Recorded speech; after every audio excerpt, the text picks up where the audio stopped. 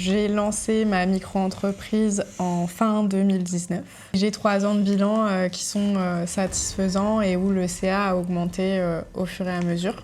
T'es sur Nantes? Je suis sur Nantes. T'es sur Nantes. Une ville très chère. Oui, bien sûr, c'est une ville très chère. Une de mes plus grandes peurs, c'est de me faire arnaquer par des artisans.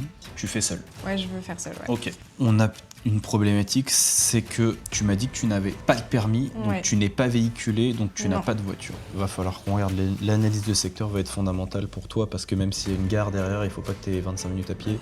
Le plus dur, ça va être d'aller chercher une grosse renta, parce qu'on va être sur des petites surfaces, des petits produits. On va essayer aujourd'hui, c'est le but, de trouver une stratégie qui puisse te correspondre. Donc, je m'appelle Sophie Chaffot, je suis vidéaste engagée et réalisatrice de films documentaires en freelance. Je ne suis pas salariée et j'ai ma micro-entreprise. Ça fait longtemps que je veux investir dans l'immobilier un petit peu pour me sécuriser, peut-être pour gagner un peu d'argent à côté avec ça. Et c'est pour ça que j'ai rejoint le mentorat Real Life, c'est pour rendre ça concret, parce que j'ai beaucoup de croyances peut-être limitantes, certaines vraies, sur le fait que c'est très compliqué d'investir en freelance. Et donc c'est pour ça que je voulais me faire accompagner. Bon, bilan, ma chère Sophie, aujourd'hui, comme toujours les bilans, tu les as déjà vus, tu sais comment ça se passe chez nous. Le but aujourd'hui, c'est de faire le tour un petit peu de ta situation, où t'en es, qu'on regarde tout en détail un petit peu, combien tu gagnes, ce que tu fais, et surtout, pourquoi tu veux faire de l'IMO. Pourquoi tu veux faire de l'IMO, où tu veux aller, c'est quoi l'objectif? Parce que en fonction de ce que tu veux faire, on va essayer aujourd'hui, c'est le but, de trouver une stratégie qui puisse te correspondre, qui soit modulable au mode de vie que tu as, et qui puisse te permettre d'atteindre tes objectifs. C'est surtout ça, et je pense que pour te connaître un peu, ça va être ça le plus gros challenge aujourd'hui. Donc écoute, je te laisse un peu te présenter, mais pas te présenter qui tu es, mais vraiment en détail. Détail de travail, etc. Financièrement, je veux bien toutes les infos. T'as quel âge toi déjà, Sophie? 29 ans. T'as 29 ans. Donc j'ai lancé ma micro-entreprise en fin 2019.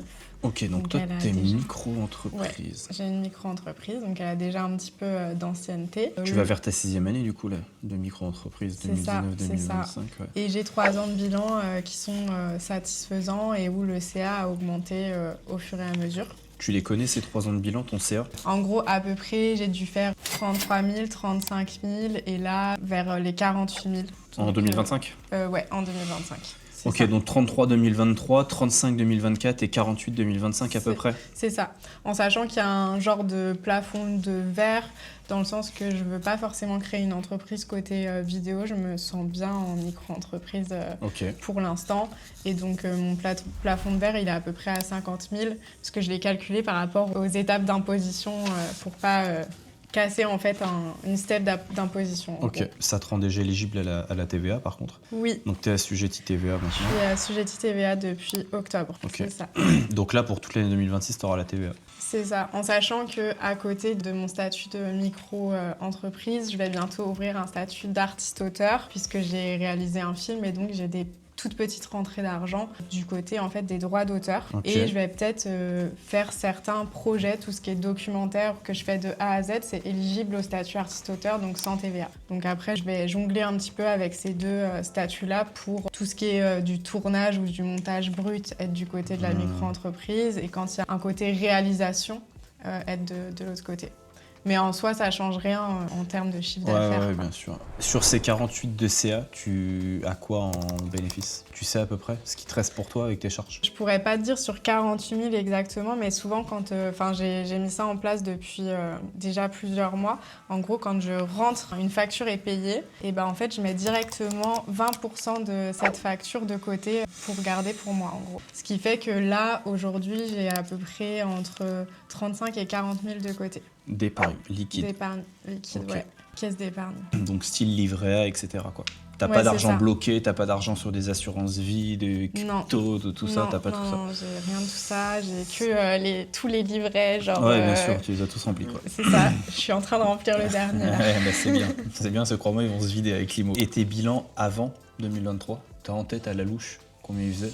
Tu dis 3 satisfaisants, mais c'est quoi que t'appelles pas satisfaisant? Non, bah après, tu sais, c'est juste l'évolution de la micro-entreprise. Ouais. La première année, c'était très nul. En plus, c'était pendant le Covid. Et après, j'ai souvent tourné autour de 28 000, je dirais, 25 000 Oui, par donc là. c'est pas catastrophique non plus, même si on Non, va je chercher pouvais, après. je pouvais en vivre. T'es sur Nantes. Je suis sur Nantes. T'es sur Nantes. Une ville très chère. Oui, bien sûr, c'est une ville très très très chère. T'es locataire, Je suis locataire. tu payes combien de loyer? Je paye 440. Ça va, c'est pas déconnant pour la vie. T'es célibataire, marié, sans enfant. Je suis en couple, mais Oui. en soi, officiellement, Pour la banque, pour la banque, je suis célibataire. T'es pas Et marié, pas pour, paxé? non. Et pour mes projets, je suis célibataire aussi. Tu fais seul. Ouais, je veux faire seule, ouais. Ok. Pas de famille, pas d'association possible, solo. Mes parents m'ont dit qu'ils pouvaient me passer 5 000 euros. Ok, d'accord. Et Ça marche. ça se refuse pas. Bah bien sûr, c'est toujours ça de prix. Ouais. Ok.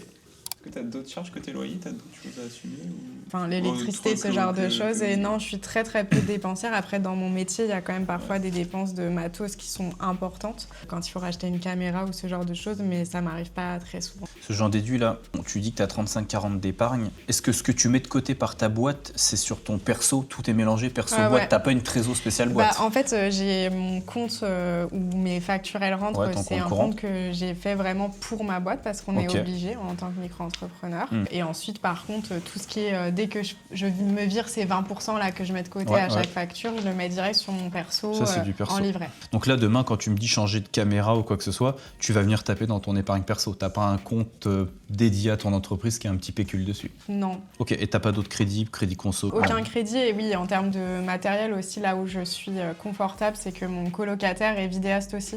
Donc Ok. en fait, on se prête du matos. Il n'y a pas des besoins urgents de racheter du matos comme quand on est seul et qu'on a son matos pour soi seul, quoi. Ouais, donc pas de grosses dépenses à venir. Non. On a une problématique, c'est que tu m'as dit que tu n'avais pas le permis, donc Ouais. tu n'es pas véhiculé, donc tu n'as Non. pas de voiture. Ok, donc pas de société, pas de SCI, pas de SI familiale, que tu aurais des parts par succession, rien du Non. tout. Donc c'est vraiment les débuts de l'IMO, quoi. C'est ça. C'est quoi ton objectif? D'acheter de l'IMO. Tu veux en faire quoi? C'est pour plus tard, c'est pour tes enfants. Ils n'existent pas, mais un jour ils existeront, je te le souhaite. Ouais. Est-ce que c'est pour juste un peu mieux vivre aujourd'hui? Comment tu vois ça, toi? Moi, je le vois dans le sens que le métier de vidéaste, j'adore ce métier, mais à 50 ans, je pense que j'aurais un peu la flemme d'exercer encore ce métier-là. Donc, je le vois de commencer à créer en fait un patrimoine qui me permet déjà, je sais pas, 15-20 ans, pouvoir me reposer un peu dessus. Pas forcément à 100%, mais avoir cette idée-là. Et j'aimerais bien en fait avoir une entrée d'argent qui est davantage passive que le métier de vidéaste qui peut être très fluctuant du fait du marché, du Ouais, bien fait sûr. de l'arrivée de l'IA. Enfin, il peut y avoir plein de bien choses, sûr. mais j'ai envie de prendre du temps, d'investir du temps et de l'argent dans autre chose aussi pour me, Pour sécuriser un pour peu. me sécuriser, ouais, et me dire qu'il y a un peu d'argent qui rentre chaque mois sans avoir à travailler, entre guillemets. Je sais que c'est Oui, du oui. travail, ça Sans m'intéresse. passer 50 heures semaine dessus, du moins. Mais du coup, concrètement, tu n'as pas besoin de trésorerie pour vivre aujourd'hui. C'est-à-dire que si demain, tu fais un projet IMO qui te génère du cash flow, ce qu'on appelle donc des bénéfices, tu peux les garder de côté pour plus tard, pour réinvestir quoi que ce soit, ou tu veux vraiment aujourd'hui les prendre tout de suite pour améliorer ta qualité de vie? Est-ce que tu as vraiment besoin de ces loyers? Non. Non, t'en aurais pas besoin. Non, mais ça serait plaisant dans un futur Ok. proche de pouvoir en profiter et moins travailler. Ok. Ah oui, donc toi, tu verrais même pour que ça prenne le relais peut-être et que tu lâches un peu les chevaux sur ton activité, quoi. Ça pourrait, ouais. Ok, ça marche. Est-ce que tu as des appréhensions? Tu nous as dit en début de vidéo que tu avais des croyances limitantes, des appréhensions. Comment tu vois, toi, le monde de l'immobilier? Qu'est-ce qui te fait peur dans l'immobilier? Que ce soit les travaux, les impayés, j'en sais rien. Qu'est-ce qui te fait peur de ce que tu as en tête? Déjà, la première chose qui me fait peur, c'est d'être face aux banques en tant que freelance. Ça, c'est Ok. une première chose. Ensuite, une deuxième chose qui me fait peur, c'est que j'ai beaucoup entendu le fait que c'était important de faire des travaux. Mais moi, j'ai trop peur. Une de mes plus grandes peurs, c'est de me faire arnaquer par des artisans. Ok. Genre des arnaques de devis Ouais. où justement, ils voient que tu connais pas et donc du coup, ils te mènent un petit peu en bateau. Ça serait ça mes plus grandes peurs. Après, j'ai moins de peur sur le côté gestion ensuite d'un appartement parce que j'aime bien faire de la photo, de la vidéo, de la com. T'as des atouts de ce côté. J'ai ces atouts-là qui m'inquiètent pas trop et même de gestion de personnes, je commence à le faire dans mon métier aussi, même si c'est complètement différent, mais voilà. Ouais, ça reste un peu du management quand même d'humain, donc ouais. Donc ça serait ça, ces deux grosses peurs là, et le fait d'avoir un bien qui soit trop loin pour moi, que je puisse pas aller le voir s'il y a des soucis, etc. Ouais. Et ça va avec cette question de permis et pas de voiture. Bien sûr, mais ça, pour le coup, pour toi, c'est un truc qu'il faut vraiment prendre en compte. Parce que je te pose la question, mais t'as pas prévu de passer ton permis Non, et même si j'avais prévu de le passer, je m'achèterais pas de voiture. T'achèterais pas de voiture. Ok. Et c'est quoi ton avis un petit peu sur Airbnb, Booking, la courte durée, les logements atypiques? C'est quelque chose que t'envisages? Tu veux plutôt faire du passif, location longue durée? Il y a quoi qui t'attire ou qui t'attire pas, ou que t'es prête à faire, pas faire? J'ai pas d'idée à arrêter. Après, Ok. je me vois pas faire des travaux par moi-même parce que j'ai Oui, bah ça, aucun savoir-faire et je n'ai pas de voiture. On vient toujours. Voilà, donc toujours tu vas à pas la- aller chez Leroy Merlin pour chercher du matos. C'est ça, exactement. J'ai pas de blocage par rapport à ça, mais c'est sûr que si c'est à Nantes, je sais que c'est une ville qui n'aime pas du tout Des la réglementations courte de durée. fou là-bas. Ouais. Ouais, c'est ça. Après, ça peut être aussi un endroit où je vis. Enfin, je sais pas comment ça peut être monté, etc. Et où il y a de la sous-loc, enfin de la location courte durée à côté ou quoi, j'en sais rien. Mais en tout cas, je suis pas bloquée à faire même de l'atypique Ok. ou ce Ok. genre de choses. Et là, t'es locataire, tu m'as dit en coloc. Est-ce que dans un avenir proche, moyen, c'est quelque chose qui te va d'y rester ou t'as une envie de résidence principale? Parce que tu me parlais peut-être de mixer, etc. C'est une envie que t'as ou même pas spécialement pour l'instant de faire de la RP? Non, c'est pas une envie Ouais, c'est pas une pour envie. l'instant. Ok. Et ça me va très bien pour l'instant d'être en colocation. En termes de temps et d'énergie que tu es prête à louer à tout ça, tu veux que ce soit quelque chose à la fois pendant le process d'achat et l'après, tu veux que ce soit quelque chose de relativement passif ou tu es prête à mettre de l'énergie dedans? Ça me dérange pas d'y passer quelques heures par semaine, mais pas genre toute la semaine. Ouais. Mais devoir gérer toutes les semaines, ça me dérange pas. Ouais, ça suffira. De toute façon, pour faire de l'IMO, tu fais rarement 30 heures d'IMO par semaine. Oui, bah, franchement, non, pas pour un invest. Bon, de toute façon, il faut qu'on reste Nantes, ses alentours. Parce que sinon, ça sera pas gérable. Tu pourras pas te déplacer. Pour faire les visites de façon réaliste, tu n'auras pas de réactivité. S'il faut se déplacer, ça va te coûter les yeux de la tête en trajet pour rien. Donc, il va falloir rester sur Nantes. Périph, parce que Ouais. Nantes, on va se faire Nantes exploser. accessible. C'est impossible. C'est quoi que t'appelles Nantes accessible en train, en termes de timing de train? Bah franchement, jusqu'à Angers, enfin, Ok. Ah, donc ça nous laisse quand même un champ. tant qu'il y a une gare et Ouais, s'il y bien a sûr. un problème en fait à venir gérer sur le moment, voilà, il faut que je puisse y aller quoi. Et bah, de toute façon, après, va falloir qu'on regarde. L'analyse de secteur va être fondamentale pour toi parce que même s'il y a une gare derrière, il faut pas que tu aies 25 minutes à pied. Donc ça va être fondamental de regarder le secteur. Mais il y a moyen de trouver quand même. Parce que Nantes-Centre, c'est impossible. T'es à plus de 5 000 euros le mètre. Et puis t'auras pas de renta, surtout au-delà du coût d'acquisition. Même si on arrive à lever un studio de 25 mètres pour 150 000 balles, de toute façon, la renta, elle sera minable. Donc c'est pas intéressant. On va récap. Moi, ton statut de micro-entreprise devant les banques ne m'inquiète pas particulièrement. Ok. Non, t'as des bilans. Nous, on a eu des jeunes, là, récemment, encore un couple de jeunes qui avaient leur micro-entreprise depuis 1 an et demi, ils ont levé 300 000 pour un immeuble. Et je te parle de ça, c'était l'année dernière, je crois, 2025. Donc, tu vois, je te parle pas des belles années 2018-2019. Donc, ça se fait. T'as un bilan, ça fait longtemps que t'es là, parce que certes, tes 3 derniers sont bien, mais c'est pour ça que je te demandais ceux d'avant, parce que tu vas quand même montrer l'intégralité, tu vois. Donc, parce que pour montrer que t'es quand même là depuis 2019, t'as du CA qui est croissant. Ce que tu m'as dit, moi, que tu voulais pas déplacer, ça, tu le diras pas à la banque. Non, évidemment, ça, on va pas le dire.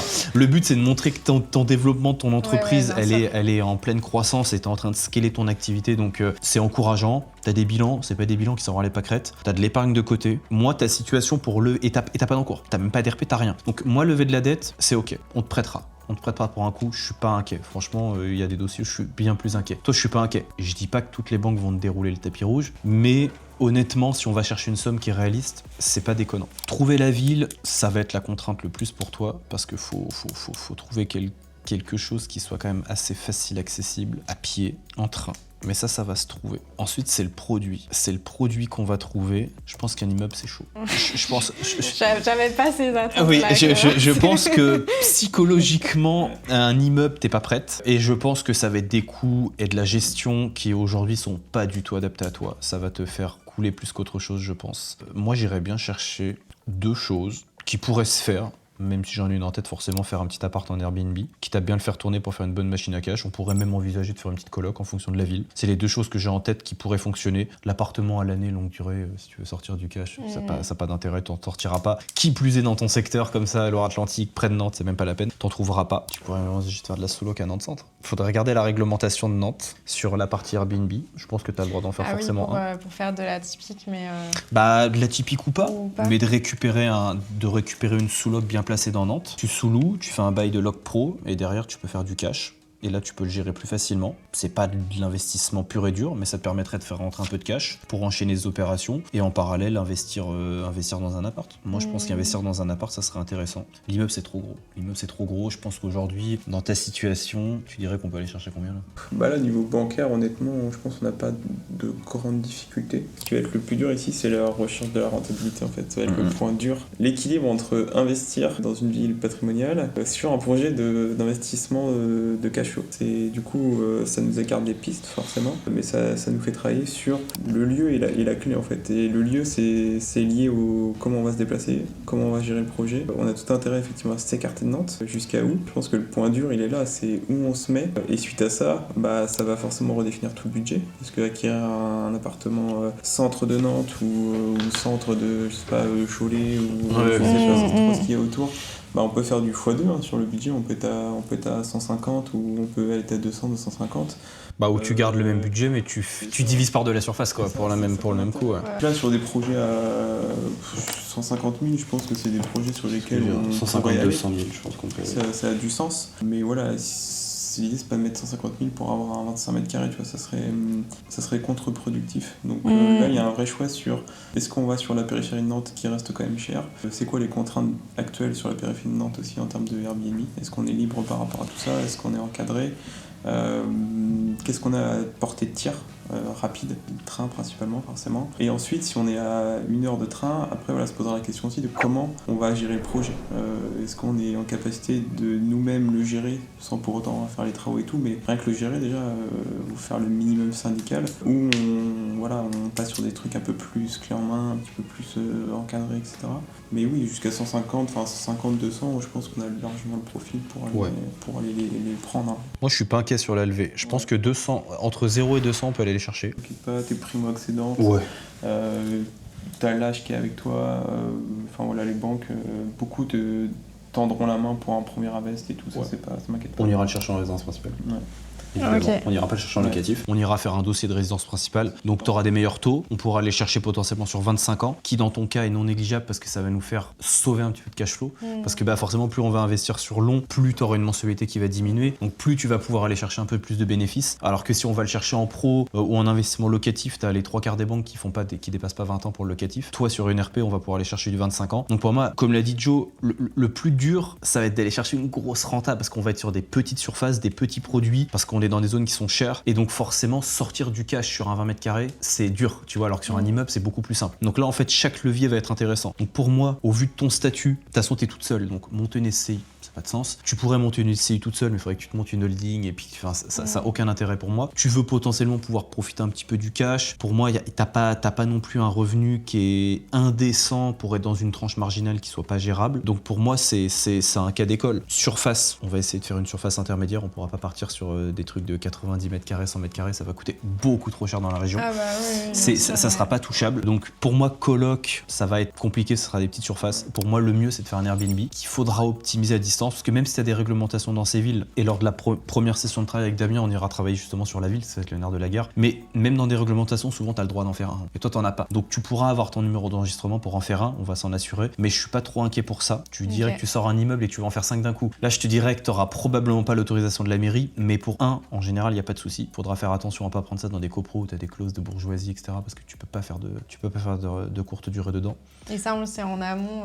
Quand tu visites, en fait. Même avant de visiter, quand tu regardes l'annonce, premier truc qu'on regardera, c'est est-ce qu'il y a de la clause de bourgeoisie ou pas. Est-ce que c'est dans les statuts de la copro de savoir si on peut faire du Airbnb ou pas. Mais on n'ira pas chercher des grosses copros comme ça n'a pas d'intérêt. On ira chercher plutôt, tu vois, de la petite maison ou de l'immeuble de particulier qui a été divisé entre particuliers où tu as 2-3 propriétaires. On n'ira pas chercher des lots où tu as 170 propriétaires et que c'est géré par Foncia ou tout ce que tu veux, parce que ça, c'est ingérable. Beaucoup trop cher en charge, etc. C'est pas intéressant pour nous. Moi, je vois ça pour pouvoir à la fois sortir du cash, potentiellement, pourquoi pas après, mais ça se réfléchit plus tard, mais est-ce qu'on fait un petit atypique, un peu sympa, etc., un peu haut de gamme pour pouvoir sortir plus de cash. Aller le chercher en RP sur 25 ans, Donc bien sûr, on ne présentera pas à la banque qu'on va faire du Airbnb, jamais de la vie, surtout pas en premier accédant. Et je pense qu'on va optimiser comme ça. Il faudra aller chercher une femme de ménage en notre entreprise, en chèque CESU, etc., chèque emploi-service pour l'automatiser. Une nerf de la guerre, c'est trouver la bonne ville, quoi. Ouais. Parce que c'est automatisable Airbnb, mais entre aujourd'hui et le moment où ça va bien tourner automatisé, tu vas en faire des allers-retours. Ah bah oui, c'est sûr. Ouais. Tu vas être bourré de compromis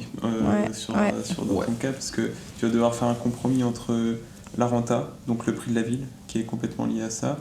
Soit j'accepte, par exemple, de rester dans mon confort nantais, alentour, etc. J'accepte d'avoir des marges faibles parce que je vais avoir une grosse mensualité de crédit, donc je vais avoir forcément des marges de manœuvre. Mais j'ai mon confort de gestion au quotidien qui est plaisant.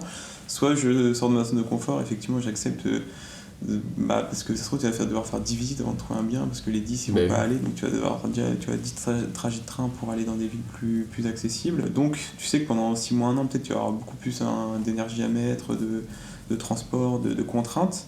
Mais derrière, potentiellement, voilà, tu as un bien qui, sur le papier, qui va générer plus d'argent parce que tu auras des mensualités moindres, etc. Et après, effectivement, avec un bon process d'automatisation, ça peut passer. Et voilà, il peut y avoir des couacs qui font que quand même que tu puisses y aller régulièrement. Donc, il y a un compromis de recherche de vie, je pense, à faire pour essayer de trouver quelque chose qui soit pas non plus 2 heures de train, mais qui soit à proximité, mais qu'on sorte un peu de cette zone rouge nantaise Mais c'est une bonne ville pour du patrimonial, mais voilà, si tu veux faire du cash, c'est pas l'idéal quoi pour cette par rapport. Et puis tu vas acheter 15 mètres carrés à ce prix-là, c'est pas intéressant.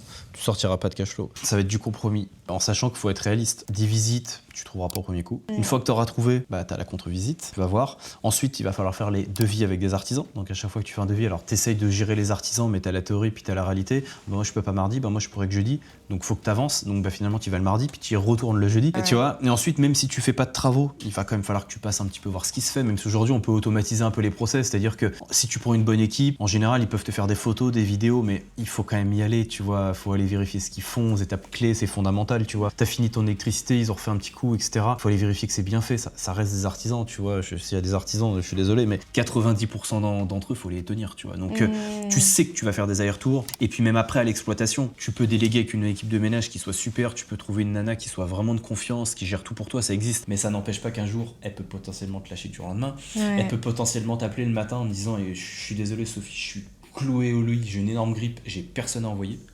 Et là, c'est catastrophe à bord si j'ai des clients qui arrivent tout à l'heure. Ou j'ai eu un petit souci, ou je sais pas, moi, ils m'ont arraché mon radiateur, etc. Et je sais pas faire, comment je fais. Parce que tu sais pas faire non plus, j'imagine. Non. Voilà, donc après ça se trouve des prestataires, etc. Ouais, évidemment, ça se trouve, mais tout ça pour te dire, et c'est la grosse prise de conscience de ce bilan, c'est que faire de l'IMO, bien sûr que c'est possible, mais dans ton cas, ça va te coûter cher d'énergie de se lancer, plus que quelqu'un qui pourrait avoir une voiture et qui va pouvoir se balader comme moi, où je me balade, où j'y vais, je fais 20 minutes, je fais mon truc.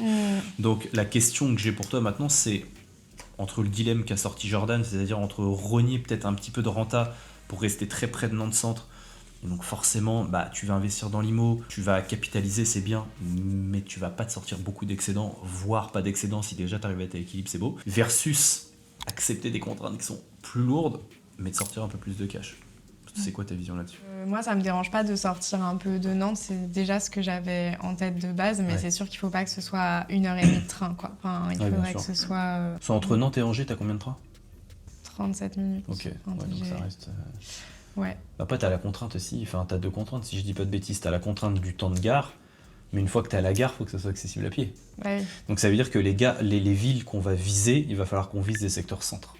Donc après, c'est pas gênant, si on arrive à trouver des villes au mètre carré après qui sont intéressants. De toute façon, faut bien se placer dedans. Je pense qu'il y a moyen de trouver, parce que ça peut être aussi côté Vendée. Enfin, on a quand même un pourtour autour de Nantes, je pense. Faudrait creuser un peu plus de ce côté-là, mais... Entre 0 et 1 heure de train, ça te va ? Ouais, c'est ça. Sur une zone pas trop grande, on a aussi plus de chances de trouver des biens qui soient bien placés dans cette ville-là, donc potentiellement plus près des gares aussi. Et c'est vrai que j'avais pas envie de faire de la location courte durée à Nantes pour un positionnement éthique, qu'il y a très peu de logements, tout le monde se bat pour les avoir et Bien tout. sûr. Alors que de le faire dans une petite ville où tout le monde se bat pas pour vivre là-bas, ça me dérange beaucoup moins et ça fait plus sens. C'est ça. Donc le fait d'aller à un endroit où il y a moins de tension locative amène au fait que c'est moins cher. Et aussi, éthiquement, je m'y retrouve plus. Ok. Bah, de toute façon, pour moi, il n'y a pas de mystère. Hein. Je veux dire, dans ta situation, lever de la dette, ça m'inquiète pas.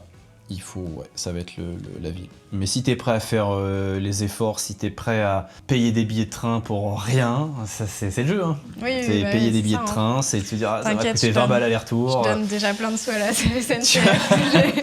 Tu vois ce que je veux dire? Là, non mais il faut être très pragmatique. Hein. Là, on n'est pas sur les réseaux. La vraie vie, c'est ça, c'est que tu vas te payer des billets de train qui vont te servir à rien.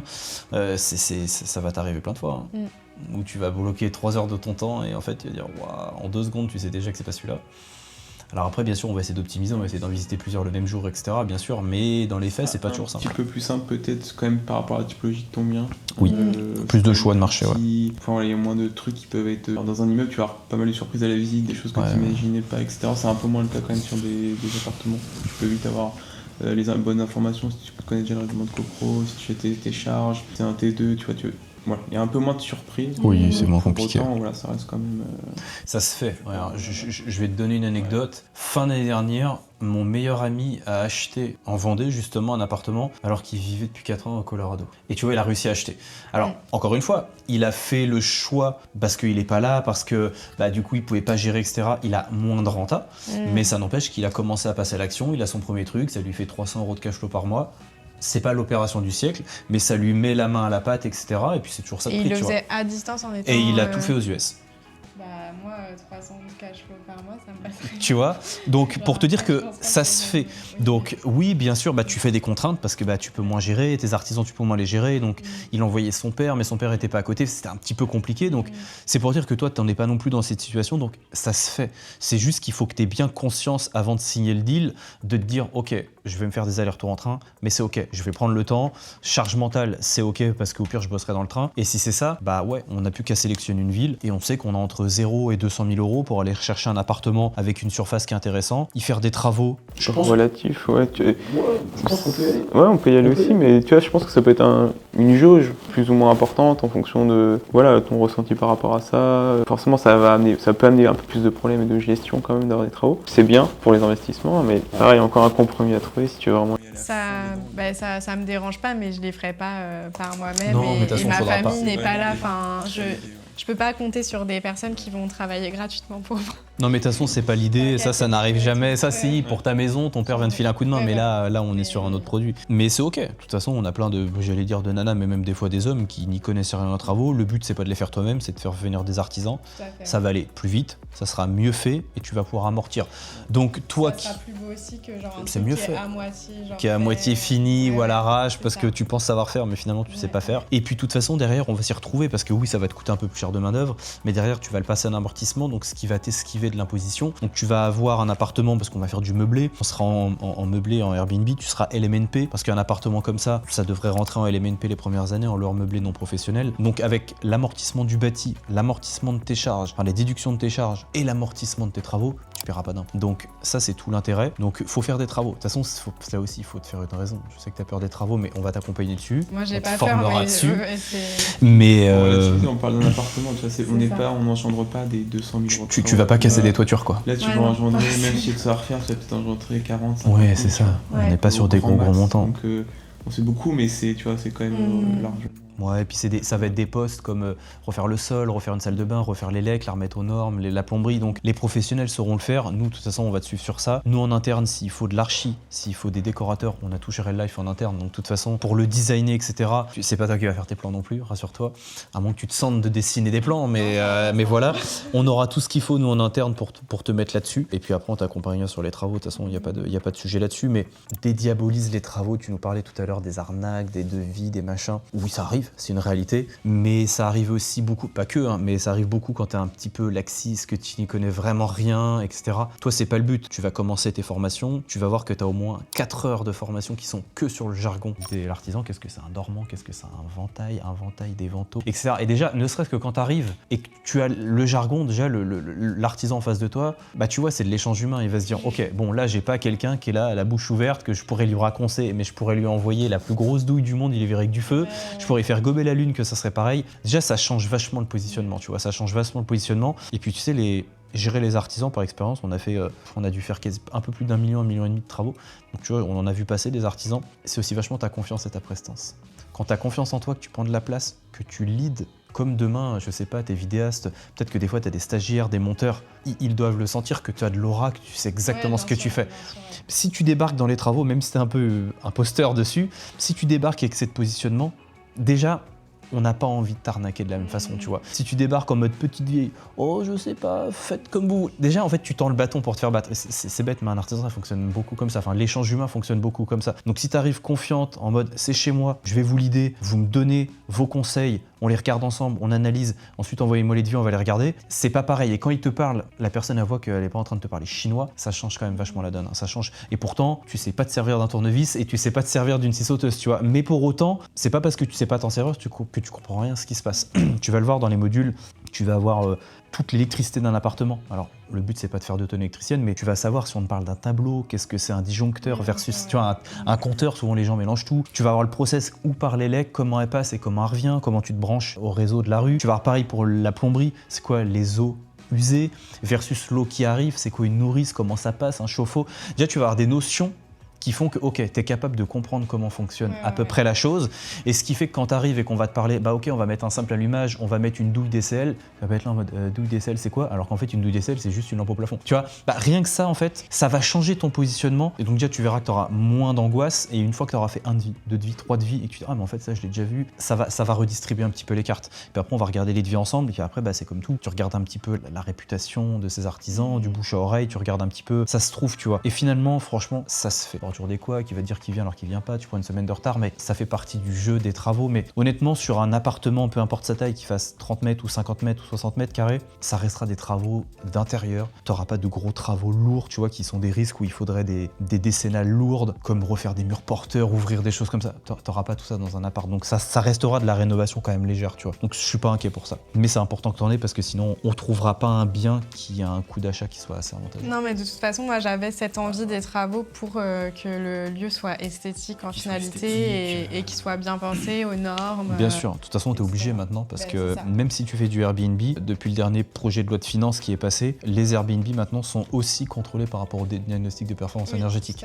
Ce qui n'était pas le cas avant, mais maintenant c'est le cas. Donc de toute façon, tu as tout intérêt, et c'est comme on dit à tous nos élèves, de refaire quelque chose de bien, aux normes, de neuf, parce que en plus c'est un Airbnb, donc l'électricité c'est toi qui la payes, donc autant qu'il soit économe. Toi derrière, tu donnes aussi de la valeur à ton bien, ce qui fait que derrière, tu peux éventuellement aller en chercher une plus-value. Il sera plus liquide le jour où tu veux le vendre, parce que forcément, vendre un bien qui est en très bon état, qui est aux normes, bah, tu vas plus le valoriser, tu auras plus d'acheteurs. Donc il n'y a pas d'intérêt à faire ça entre guillemets à l'arrache et à la va comme je te pousse. Il faudra faire une belle réno et puis tu la récupéreras sur les loyers que tu réussiras à faire sur Airbnb. Après, tu sauras le sublimer parce que tu es photographe vidéaste, donc je suis pas inquiet pour ça. Mais pour moi, le plan, il est tout clair. Achat en nom propre, surface la plus grande qu'on puisse trouver. Enfin, pour moi, entre une moyenne de 50 mètres carrés, ça me paraît bien pour faire un truc, un Airbnb.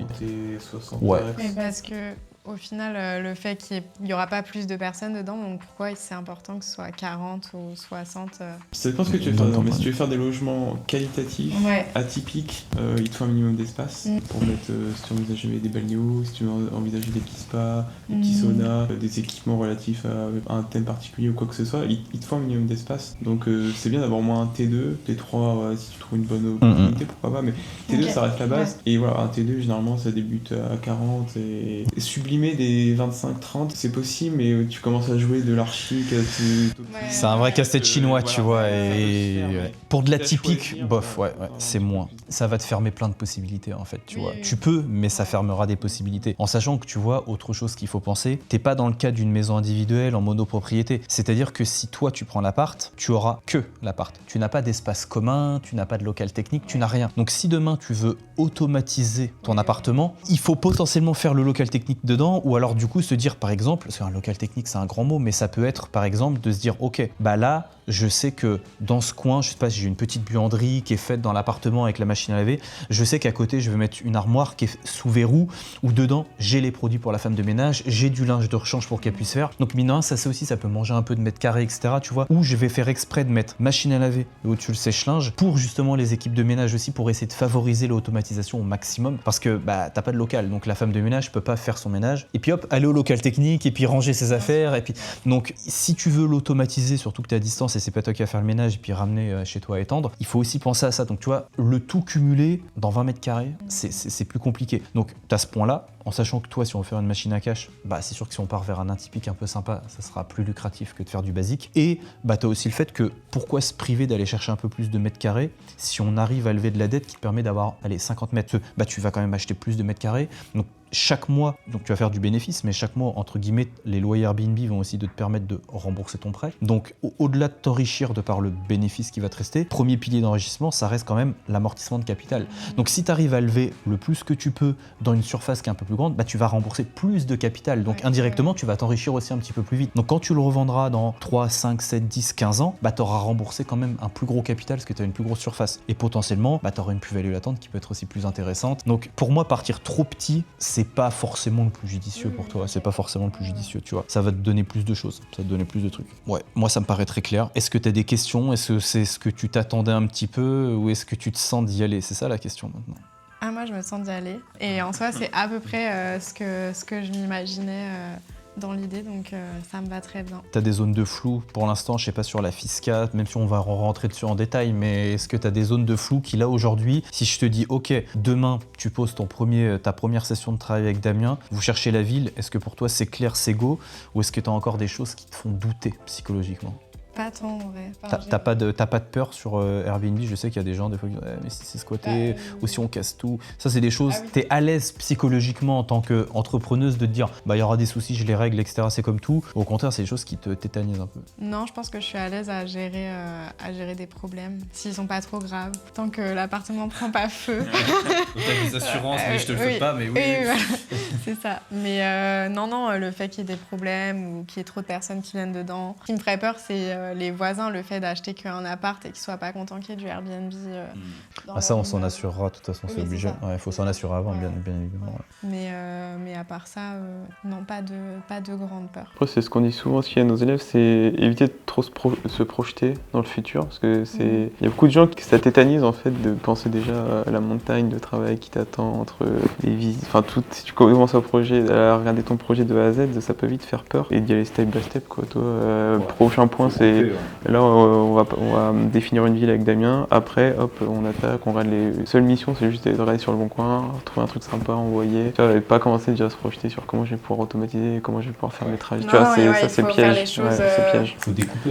Parce que des problèmes, il y a plein de questions, il y aura plein de forcément de zones de flou, des trucs on sait pas. C'est ça, mais c'est comme toi qui as ta boîte, c'est comme si tu regardais l'objectif que tu veux atteindre cette année 2026, bah tu vas le découper mois par mois, semaine par semaine, mail par mail. Si tu regardes tout de suite, bah je dois faire ça, par où je commence, tu vois, c'est compliqué.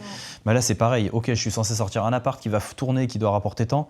Non, avant d'en arriver aux travaux, on aura le temps, puis ta mentalité et ta maturité vis-à-vis de l'IMO va augmenter en fait à chaque étape. Donc aujourd'hui, tu te projettes dans l'étape finale et ça te fait peut-être peur, par exemple, je sais pas, j'ai une bêtise, l'automatisation ça me fait peur, mais aujourd'hui, elle te fait peur. Quand tu arriveras face à la problématique d'automatisation, tu seras plus la même Sophie qu'aujourd'hui. Parce que tu auras fait X visites, tu seras pas chez le notaire, tu auras fait des devis, tu auras géré des artisans, et tu verras que quand tu débarqueras à ce moment-là, tu n'auras plus le même raisonnement. Tu auras fait d'autres étapes. Voilà, c'est ça. Donc, trop se projeter, ça sert à rien. Franchement, il faut y aller step by step pour avoir une vision claire. On sait où on va. Pour moi, maintenant, on trouve la ville, on cherche le bien à fond, on s'assure que ça va marcher. Mais bon, je suis pas trop inquiet vu le secteur où on est, ça devrait pas être très compliqué. Et c'est tout. Pour l'instant, on fait que ça. Et tant qu'on n'a pas de bien, on fait que ça. On a derrière la tête où on va aller, on sait à peu près ce qu'on cherche, on sait le montant, on sait à peu près la régime fiscale parce que là, on va se mettre en nom propre, donc ça sera du lourd meublé. Il n'y a pas de difficulté là-dessus pour l'instant, t'es pas rendu à en avoir 50, à avoir monté des holdings, donc pour l'instant il n'y a pas trop de prise de tête. Ce qu'il faut c'est être efficient, c'est aller chercher le bien et puis faire étape par étape. Toi tout va être une découverte, t'as jamais signé chez un notaire, tout va être une découverte, mais nous on va t'accompagner sur chaque étape à chaque fois. Et puis voilà, pour moi il ne faut pas se poser plus de questions et toi il faut être prête à payer des billets de train et à te faire des allers-retours. Et aujourd'hui, ton job, ça va être ça. Ouais. Et du coup, le fait d'aller demander à des banques, c'est après avoir trouvé le bien? Oui. Parce que du coup, demain, j'ai un rendez-vous avec ma banque, mais je te l'avais dit. Oui, je sais que tu l'as dit. Je me suis dit, il faut que je redise ça. Bah, Mais bon, après... c'est pas un red flag, mais si tu veux, nous on déconseille en général d'aller voir la banque avant. Pourquoi? Parce que si tu vas voir une banque maintenant, sans projet, et que tu lui demandes, j'imagine c'est pour savoir combien tu veux qu'il te prête, grosso modo. Oui, c'est ça. Voilà, ouais, puis grosso modo. c'était pour voir comment elle allait réagir face à mon dossier un peu. Oui. Après, c'est caisse d'épargne Grand Est. Hein, donc, Ouais. Ah oui, parce que toi t'es de Reims ou un truc comme ça, non, de base, non? Ouais, de base. Et donc ta caisse d'épargne, elle est là-bas? Ouais. Mais du coup, tu vas pas aller dans le Grand non, Est. c'est en visio. Ah, c'est en visio. Je serais curieux, tu nous feras le retour de ce rendez-vous parce que franchement, je pense qu'ils te suivront pas. Parce que tu es ce qu'on appelle hors région. C'est-à-dire que tu ne vas pas investir dans leur région et tu n'habites pas non plus dans leur région. Donc ça veut dire qu'en fait, tu n'as rien qui te rattache là-bas, à part que c'est ta banque de famille. Oui, c'est la banque de famille. Mais au final, tu es hors région pour tout. Et en principe, les caisses d'épargne vont financer en région. Donc ils vont probablement te dire d'aller voir la caisse d'épargne de la région qui te finance, ou de la région, où tu investis, ou de la ville où tu habites. Parce que là, sinon, tu es en full hors région. C'est ni chez toi, ni où le bien se trouve. C'est comme si moi, qui étais à Angers et qui vis là et qui investit dans les alentours, j'allais voir, je sais pas, le Crédit Mutuel de Marseille. Il va me dire, enfin bon, toi, il y a un passif familial, mais pas dit qu'il finance. Mais tu lui poseras la question, je serais curieux d'avoir son avis là-dessus, mais c'est pas dit. Mais ça va quand même te donner, parce que ce qu'elle va penser de toi va être la même chose que ce que la caisse d'épargne va penser dans ta région. Mais oui, en général, on ne demande pas avant. Pourquoi? Parce que là, ce qu'elle va faire demain, c'est pas compliqué. Elle va te demander tes 3 derniers bulletins enfin tes avis d'imposition. Elle va regarder combien tu gagnes. Elle va te demander tes encours, donc ton loyer. Puis elle va calculer ton endettement. Chose qu'on pourrait faire en 30 secondes maintenant, tu vois. Et elle va te dire, bah voilà, vous pouvez vous endetter à hauteur de, je sais pas, 800 € par mois. Donc 800 € par mois, aujourd'hui, au taux actuel sur 25 ans, ça vous donne 150 000. Elle va te dire, bah moi je vous suis pour 150 000. Okay. C'est ce qui va se passer quand tu vas avoir ton bah rendez-vous, non, grosso modo. C'était une expérience sociale que je voulais. Une expérience sociale. Donc, il va se passer ça. Nous, on n'aime pas pourquoi. Parce que demain, la banque te dit 150. Toi, demain, tu trouves un projet à 190. Tu dis quoi? La banque, elle y va pas. Pour 40 000, elle y va pas, c'est compliqué. Sauf qu'à avoir donné 150, tu l'as un petit peu préformaté à te donner 150. Parce qu'après, tu vas aller la revoir, elle va ouvrir le dossier, elle va dire, bah Sophie, je t'avais dit 150, là tu viens avec 190, non, ça rentre pas. Alors que si tu as jamais fait la démarche et que tu viens avec un projet, avec voici les chiffres que ça va donner, voici la rentabilité, voici le bénéfice que j'en sors, là, ça redistribue les cartes. Bien sûr qu'elle va repasser par du calcul de ton endettement. Mais en face, il y a quelque chose à comparer. Ouais, mais le projet il est quand même bien. Ouais, mais il y a de la renta. Ça se discute. Là, tu viens sans discussion. Et le risque, c'est pas un gros risque, mais le risque souvent, c'est un peu de la préformater parce qu'elle va déjà te sortir un chiffre, tu vois, qui est juste corrélé mathématiquement à ton revenu versus ce que tu as comme charge. Bon, il n'y a pas mort d'homme. En plus, c'est pas dit que ça soit la caisse d'épargne qui te finance à terme. Et quand bien même, ce qu'on fera, c'est que tu pourras démarcher cette banque familiale, il faudra la faire, de toute façon c'est une évidence, c'est la plus favorable à te financer dans de bonnes conditions, mais tu vas également démarcher les banques de ta région. Et elles ne communiquent pas entre elles, parce que c'est des banques régionales, donc de toute façon tu vas en faire qui ne te connaissent ni d'Ève ni d'Adam, donc c'est pas gênant, tu vas pas tout aller les voir pour prendre un rendez-vous avant, donc c'est pas très grave si là tu te fais un petit kiff, entre guillemets, une petite expérience sociale pour aller demander, ça va au contraire, ça va te faire un petit exercice d'aller voir une banque, comment ça fonctionne, etc. Parce que tu m'as dit tout à l'heure, si j'ai noté, mais que c'était une de tes appréhensions, c'était de tenir devant la banque. C'est toi d'aller devant la banque ou c'est le fait que tu sois en micro-entreprise qui te fait peur? C'est le fait d'être en micro-entreprise parce qu'en soi, pitcher, demander des sous, je l'ai déjà fait pour des films. Alors, oui, tu sais faire en plus. Oui, bah après, c'est tellement pas la même chose. Mais, psychologiquement, c'est pareil. Oui, c'est juste qu'il faut bien présenter. Il faut bien présenter. Confiance en soi, présentation. Avoir un bon dossier et que ce soit clair. Mais t'as un bon dossier. Ça, faut pas que t'en doutes. Faut que tu te sortes de ta croyance limitante que la micro-entreprise, on est très matrixé en France. J'ai pas le CDI.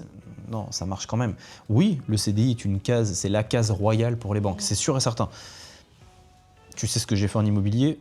J'ai jamais eu un CDI de ma vie. Donc, alors c'est pas le chemin, encore une fois, ça a été le chemin, voilà, j'ai pris une 50aine de refus, c'était escarpé.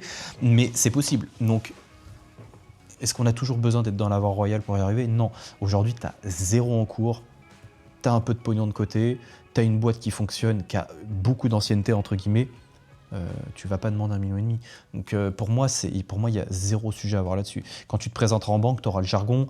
Damien, en plus, qui va te coacher là-dessus, ça fait 15 ans qu'il est au Crédit Agricole, il connaît par cœur les banques, on va te faire un dossier béton, mais surtout aussi te préparer à le faire. Après, c'est pitcher de l'argent. Pitcher de l'argent, quand tu maîtrises ton sujet, que tu maîtrises ton dossier, tu auras travaillé dessus, toi que tu l'auras visité, tu auras signé un compromis, tu le connaîtras, ton projet, tu vois. Je suis pas inquiet. Et les banques, dis-toi qu'ils n'ont pas l'habitude de voir passer du 8, 10, 12%. J'étais encore avec un banquier récemment, il m'a dit je présentais un projet en location longue durée à 13%, en location longue durée, ouais, 13%. Il était choqué. Il m'a dit mais moi, je vois rarement dépasser 5,5, 6 quoi. Et pour moi déjà, quand je vois passer ça, c'est extraordinaire. Extraordinaire. Et je dis à mes clients de réfléchir quand ils sont à 2 ou 3. Mais 6, ils trouvent ça extraordinaire. Donc tu décevras pas un banquier avec ce qu'on va préparer. Ça, c'est sûr et certain. Parce que lui, on va lui présenter que c'est ma résidence principale. On présentera un RP en plus. Donc, tu n'auras pas cette notion de rentable parce qu'on ne va pas mettre en face forcément un loyer. Ouais. On va pas l'amener comme ça. Lui, il n'entendra pas le mot Airbnb, il n'entendra pas tout ça. Tu vois. Donc, ça va distribuer les cartes. On va te présenter comme étant une nana comme tout le monde, qui veut enfin acheter sa maison parce qu'elle s'approche de la trentaine. Donc, tu vois, ça y est, tu vas vouloir te poser, tu vas faire 6 enfants. Donc, il te faut quand... Et voilà, tu vois, j'anticipe un peu, mais c'est comme ça qu'on va se l'amener. Ce qu'on appelle, nous, la théorie du bon père de famille. Là, tu vas arriver en bonne mère de famille qui veut se poser, qui a été locataire et qui aujourd'hui a un statut qui prend forme et que tu as envie. Et pour commencer ta vie, tu aimerais bien passer de ta coloc à 440 à un petit appartement un peu plus grand pour te sentir mieux à 50 mètres carrés. Et ça va dérouler. Ça va dérouler, ça va leur plaire. Et on pourra aller chercher du 25 ans là-dessus.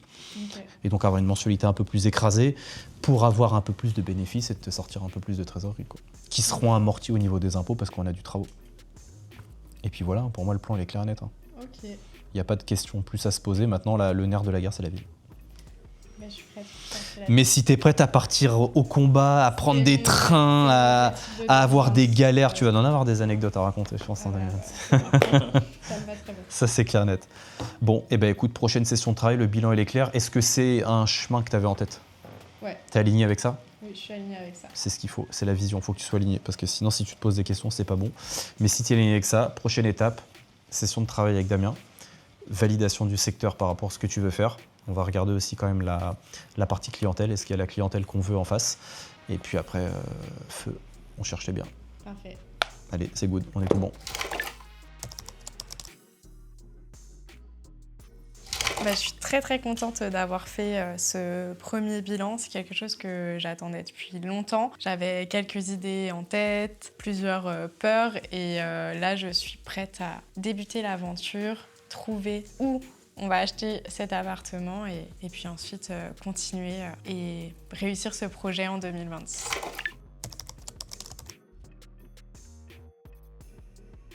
Ouais, je me sens prête à affronter toutes ces contraintes par rapport au fait que je suis pas véhiculée. De toute façon, c'est quelque chose que j'avais déjà un petit peu anticipé et réfléchi de base.